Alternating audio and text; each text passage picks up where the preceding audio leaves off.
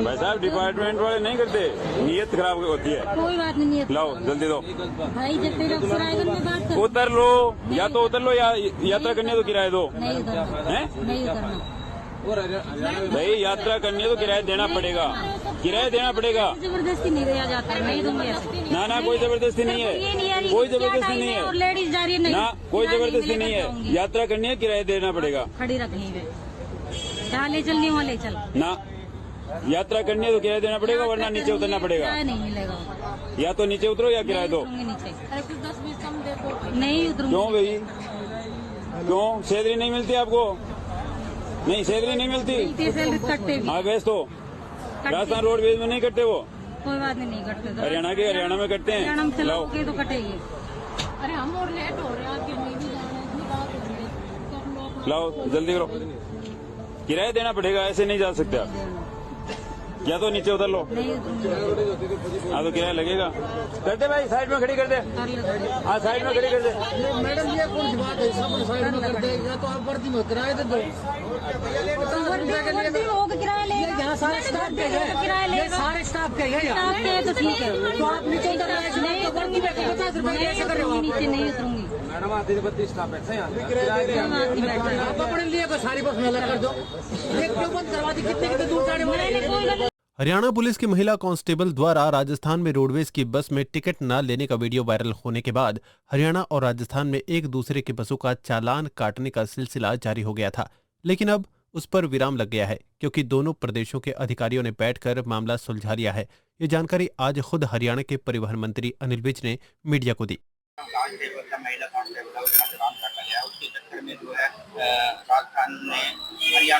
ये एक मसला बन गया था हरियाणा रोडवेज और राजस्थान रोडवेज के बीच में, और वो सेटल कर लिया गया, अधिकारियों से बात करके वो मामला खत्म हो गया। सर केजरीवाल पार्टी ने कहा है कि अगर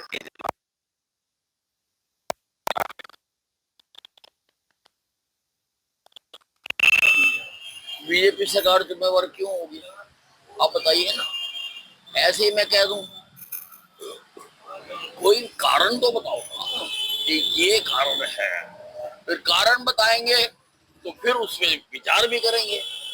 अब तुम घर में बैठे कहीं जाओ तो कोई ना कोई कारण तो बताना। तो दिल्ली सरकार का कहना है कि जो दिल्ली में पोल्यूशन है, चाहे वो जल पोल्यूशन हो चाहे वायु पोल्यूशन हो, उसको लेकर हरियाणा और यूपी की सरकारें जिम्मेवार हैं।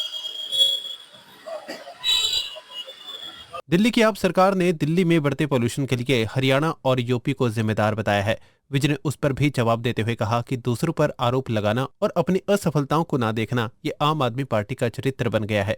ये खुद कुछ नहीं करते। इन्होंने सरकार के 10 साल में यमुना साफ नहीं की और न ही यमुना में गिरने वाले नालों पर प्लांट लगाए। विज ने साफ कहा कि जितनी यमुना हरियाणा में दिल्ली में गिरने से पहले बहती है उसका बीओडी चेक कर दो, और जितनी यमुना दिल्ली में गिरने के बाद ओखला तक है उसका डीओबी चेक कर लो, तो पता लग जाएगा कि गंदगी कौन फैला रहा है। विज ने कहा कि दिल्ली वालों की गंदगी हरियाणा नहीं साफ करेगा, वो दिल्ली को ही करनी होगी, लेकिन ये सिर्फ बयानबाजियां कर रहे हैं। दूसरों पे दोषारोपण करना, अपने असफलताओं को लेकर, ये आम आदमी पार्टी का चरित्र बन गया। खुद कुछ करते नहीं। बस 10 साल हो गए तुम्हें दिल्ली में आए, क्यों नहीं यमुना साफ हुई? जो नाले यमुना में गिर रहे हैं उनके ऊपर प्लांट क्यों नहीं लगे? अब ये हरियाणा बताएगा, यूपी बताएगा। आप जितनी यमुना हरियाणा में बहती है दिल्ली में प्रवेश करने से पहले उसका बीओडी चेक कर लो, और दिल्ली में प्रवेश करने के बाद ओखला तक उसका बीओडी चेक कर लो, पता लग जाएगा कि गंदगी कौन फैला रहा है। हरियाणा फैला रहा है या दिल्ली फैला रही है? अब दिल्ली वालों की गंदगी हम थोड़ा साफ करेंगे, वो तो आम आदमी पार्टी को ही करनी पड़ेगी, और कर रहे नहीं, बयानबाजियां कर रहे हैं। 10 साल हो गए इनको यही बयान देते। सर मंत्री बनते ही एक सौगात आपने अम्बाला वासियों को दे दी है, तो अगली सौगात कब देने जा रहे हैं? कौन सी दी है?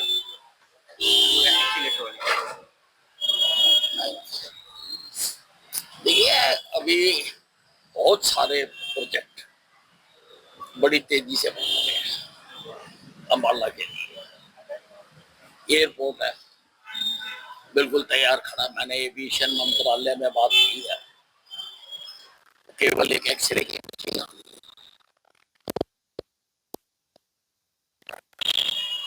सर नए तो मुझे बोलने तो दे।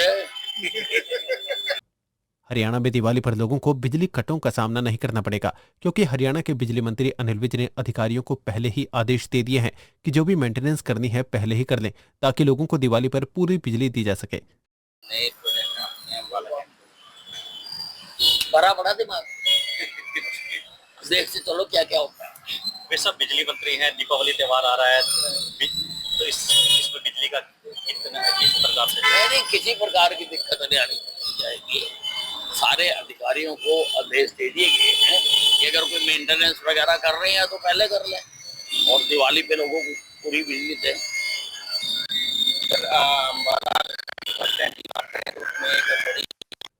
हाल ही में परिवहन मंत्री बनते ही अनिल विज ने अंबाला छावनी बस अड्डे पर छापा मारा था, जिसके बाद विभाग भी नींद से जागा। अंबाला छावनी बस अड्डे की मेंटेनेंस के लिए लगभग 93 लाख का बजट भी पास कर दिया गया। विज ने उसकी पुष्टि करते हुए कहा कि पैसे आ गए हैं और रिपेयर का काम शुरू हो गया है। विज ने कहा कि अंबाला ही नहीं, हरियाणा का हर बस अड्डा चमकने लगा है और आगे भी हरियाणा के बस अड्डे चमकते रहेंगे। वो पैसे आ गए, अब उसका आगे प्रोसेस है। लगभग 93 लाख रुपए